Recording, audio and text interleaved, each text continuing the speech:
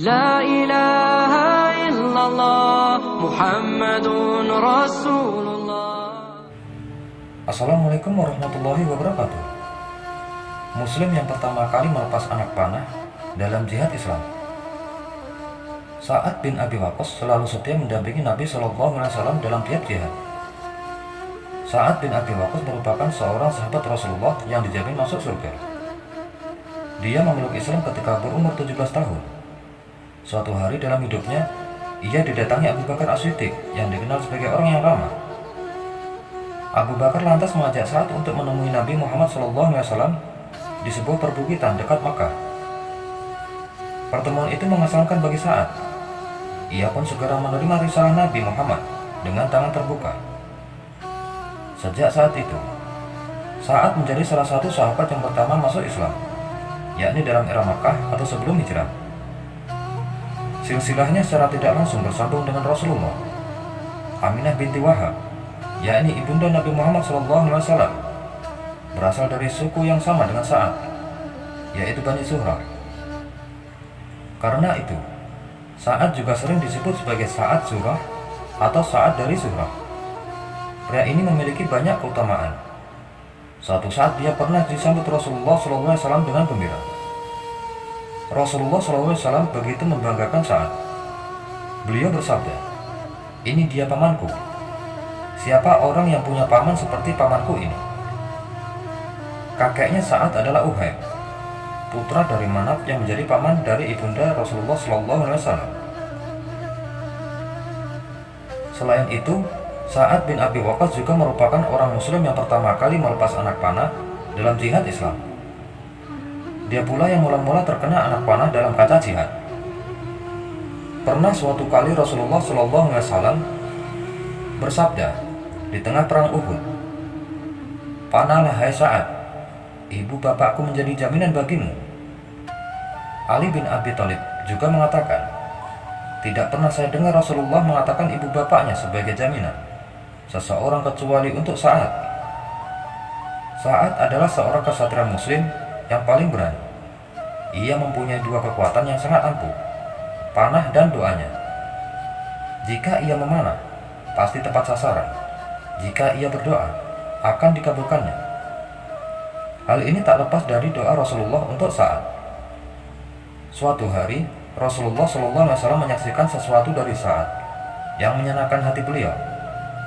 Maka Rasulullah SAW pun bermunajat, "Ya Allah, tepatkanlah bidikan panahnya Sa'ad bin Abi Waqqas dan kabulkanlah doanya." Demikianlah diri Sa'ad menjadi masyhur lantaran doanya disebut makbul. Kelak ketika fitnah terjadi pada zaman kekhilafahan Ali bin Abi Thalib, Sa'ad mendengar seorang laki-laki memaki Ali, Talha, dan Zubair. Orang itu bahkan terus menolak berhenti mencaci maki. Maka Sa'ad pun berkata, "Kalau begitu, akan saya doakan kamu kepada Allah." Laki-laki tadi lantas berkata, "Rupanya kamu hendak menakutiku, seolah-olah kamu adalah seorang nabi." Sa'ad pun pergi wudhu dan melakukan sholat 2 rakaat kemudian berdoa, "Ya Allah, kiranya menurut ilmumu, laki-laki ini telah memaki segolongan orang yang telah memperoleh kebaikanmu, dan tindakan mereka mengundang amarah murkamu. Maka mohonlah dijadikan hal ini sebagai pertanda dan pelajaran." Maka tidak lama kemudian, tiba-tiba dari salah satu pangkal rumah muncul seekor unta liar dan menabrak laki-laki tadi sehingga meninggal. Sa'ad adalah teladan istiqomah dalam iman dan hidayah. Betapa mahalnya hidayah itu bahkan harus dipertahankan dengan susah payah. Terkisahlah ibunda Sa'ad yang melakukan mogok makan berhari-hari demi menentang keislaman anaknya. Semakin hari semakin parahlah kondisi ibu saat ini. Dalam ujian keimanan yang berat, keimanan sang sahabat kokoh menghujam, dan keluarlah kalimat yang abadi itu, "Demi Allah, ketahuilah wahai bunda, seandainya bunda memiliki 100 nyawa, lalu ia keluar satu persatu, maka tidaklah anakmu ini akan meninggalkan agama ini, Islam, walau ditebus dengan apapun." Akhirnya, hati ibundanya itu luluh.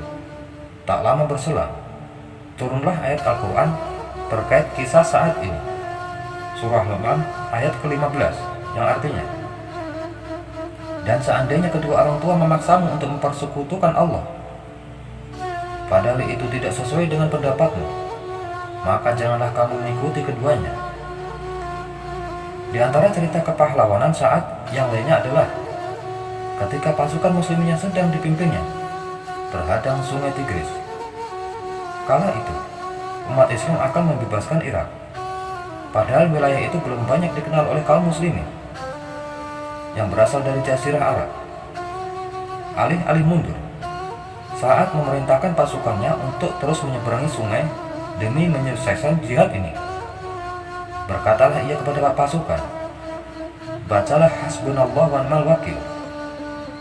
Kemudian dikerahkan kudanya menerjuni sungai yang diikuti orang-orang setelahnya. Maka berduyun-duyun pasukan muslim menyeberangi sungai.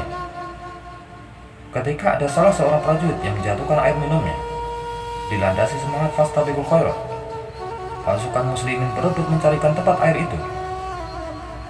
Demi melihat pemandangan ini dan betapa tinggi semangat perjuangan kaum muslimin, para musuh gentar dan ketakutan. Salman Al-Farisi yang berada dalam pasukan saat pun takjub dan berkata agama Islam masih baru, tetapi lautan telah dapat mereka taklukkan, sebagai halnya daratan telah mereka kuasai. Demi Allah, nyawa Salman berada di tangannya. Pastilah mereka akan dapat keluar dengan selamat, dengan berbondong-bondong, sebagaimana mereka memasukinya berbondong-bondong. Wallahu a'lam bishawab. Wassalamualaikum warahmatullahi wabarakatuh.